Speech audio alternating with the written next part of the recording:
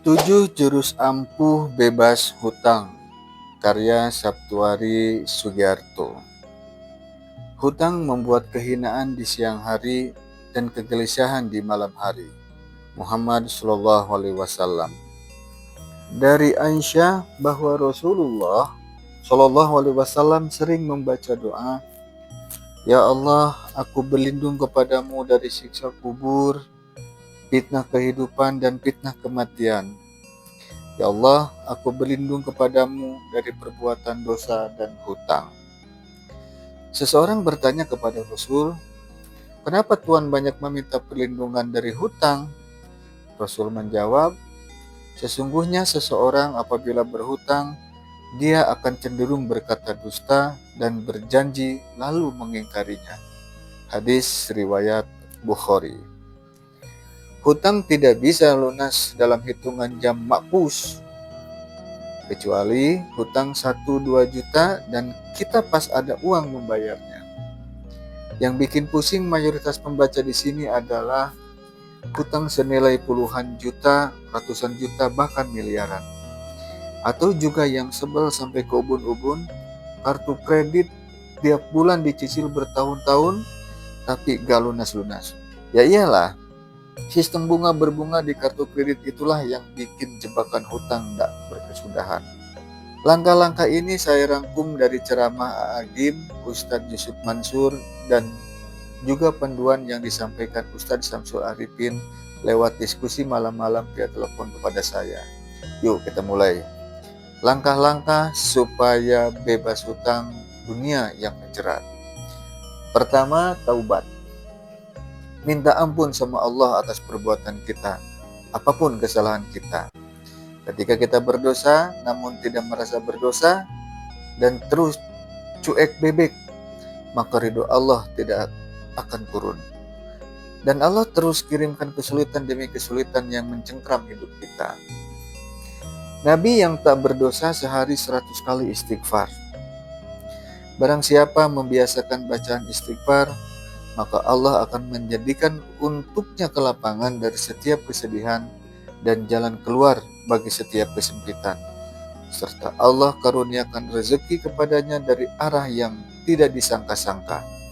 Hadis riwayat Abu Daud, Ibnu Majah, dan Baihaqi.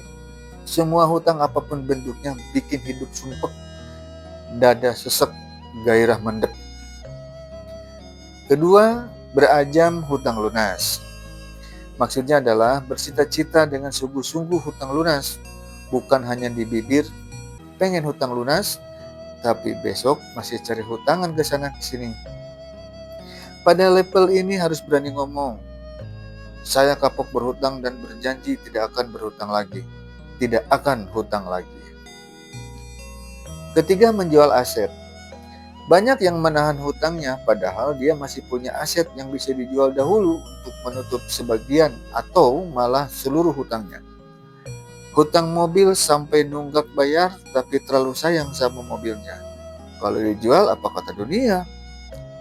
Saya nggak gaya lagi dong mas. Ya, makan tuh gaya. Atau ada yang hutang modal kerja dengan cicilan flat misal 5 juta per bulan. Tapi usaha bangkrut, modal ludes. Terus ya sisa usaha apapun dijual.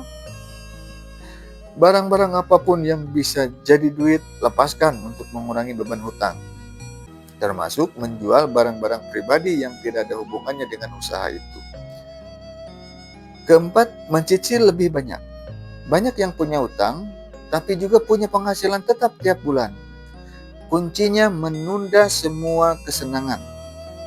Alokasikan 2-3 kali lipat untuk membayar hutang. Semakin kita mengurangi pokok, beban cicilan juga berkurang. Kalau yang punya usaha, stop dulu ekspansi. Tiap dapat untung langsung hajar buat nyicil hutang lebih banyak. Aset kantor yang bisa dijadikan uang juga dilepas saja. Bikin list semua barang di kantor apa saja yang bisa diuangkan. Dan selama ini hanya mubazir memenuhin ruangan. Kelima, level pasrah dinaikkan. Yakin bahwa selama kita punya niat baik berikhtiar, Allah akan memberi jalan. Kalau kata Agim, ini episode yang harus dihadapi dalam hidup kita. Ya hadapi saja, gak usah mengeluh, kembali ke Allah, karena hanya Allah yang maha pemberi solusi. 8 tahun lalu bisnis saya hancur, karena yang dikejar hanya ketenaran dan uang. Sekarang semua bangkit kembali. Yang datang ke pesantren ini banyak lagi sampai kita nolak-nolak santri. Ustadz Yusuf Mansur berkata, mau ludes ya ludes deh. Ini cara Allah membersihkan hidup kita. Gak apa-apa kita bangkrut. Yang penting hidup dan harta kita juga udah bersih. Nanti pelan-pelan bangkit lagi. Yakin seyakin-yakinnya Allah bakal kasih jalan. Saya di penjara karena sesuatu yang diarahkan ke saya oleh orang lain. Ya udah terima saja. Di penjara saya dapat hikmah supaya bisa bangkit lagi. Seorang ustadz kawan saya di Bantul kena tipu biro travel umroh abal-abal yang mendompleng di acara pengajiannya. Si biro promosi, usai acara pengajian ini umroh murah 15 juta. Dan malam itu 5 orang ibu-ibu langsung gesek pakai mesin edes yang disiapkan si biro. Total DP terkumpul 45 juta. Besoknya si biro kabur entah kemana, abal-abal beneran. Ustadz kawan saya itu kelimpungan dituntut mengganti uang rombongan ibu-ibu itu. Besoknya ada orang datang membawa uang 42 juta untuk membantu pembangunan pondok pesantrennya. Cobaan datang lagi, uang itu tercecer di perjalanan ketika mengisi pengajian. Uangnya entah kemana.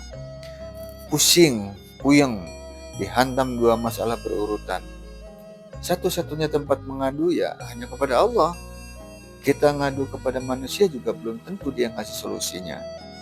Setiap malam dia berzikir, Hasbunallah wa ni'mal wakil, ni'mal maula wa ni'man nasir. Cukup bagiku Allah sebaik-baik pelindung dan penolongku. Hingga 450 kali rutin tiap malam. 2 minggu kemudian keajaiban datang. Seorang ibu yang jadi korban biro abal-abal datang bertemu Ustadz. Mengaku adiknya menemukan uang 42 juta dalam plastik di lokasi pengajian. Uang itu sudah dibelikan motor 3 buah. Ketika berembuk dan itu uang titipan sedekah, akhirnya disepakati motor itu dikembalikan untuk operasional pondok itu. Juga boleh jual. Dan ibu itu bisa membujuk kawan-kawannya untuk tidak menuntut dan menyalahkan si Ustadz karena kasus biro abal-abal tersebut. Kasus dianggap clear. Selesai. Amazing. Masya Allah. Ya begitulah cara Allah menyelesaikan masalah dengan cara yang tidak terduga-duga. Kita yang kadang hati gak yakin sehingga masalah kita tertunda-tunda. Keenam, kembali fokus ke bisnis, bukan ke hutang. Mulai mengatur hidup kita. Arahnya diluruskan kembali. Yang kemarin sibuk menumpuk aset hutangan dan gaya hidup berlebihan, sekarang fokus bagaimana membuat bisnis bisa berputar kembali.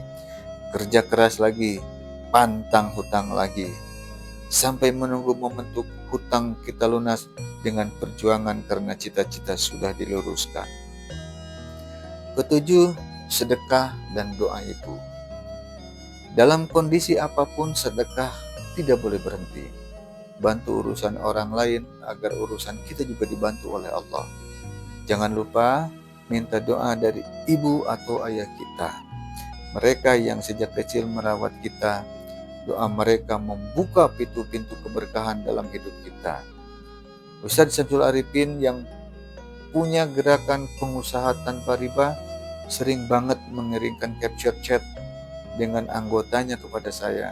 Orang-orang yang berproses sejak berazam bebas hutang hingga hutangnya semua lunas tak tersisa. Beliau mengizinkan saya membagi chat testimoni orang-orang yang sudah bebas hutangnya di bawah ini. Ada yang bebas dalam setahun, ada yang 2 tahun, ada yang 3 tahun. Namun proses itulah yang luar biasa. Mereka bisa tuh, pasti kita yakin juga bisa. Rindu pada masa-masa dulu bangun tidur tak punya hutang kan? Senyum lepas tanpa beban. tanpa beban. Ya Allah, kabulkan.